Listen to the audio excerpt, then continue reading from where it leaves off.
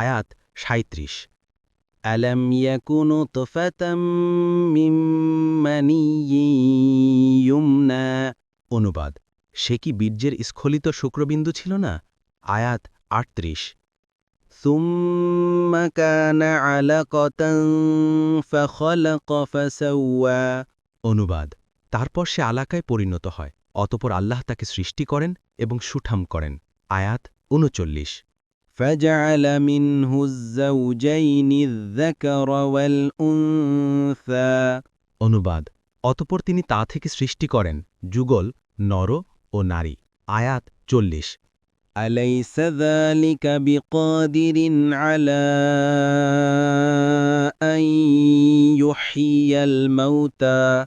অনুবাদ, তবুও কি সে স্রষ্টা মৃতকে পুনর্জীবিত করতে সক্ষম নন? ১ নম্বর ফুটনোট। এক বর্ণনায় এসেছে, সাহাবীগণের একজন তার ঘরের ছাদে সালাত আদায় করত।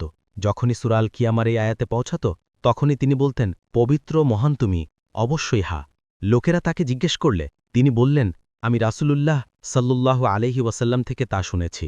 আবু দাউদ ৮৮৪। পরবর্তী তাফসিরে যেতে ভিডিওটি শেষ হওয়ার পূর্বেই এই বক্সে ক্লিক করুন।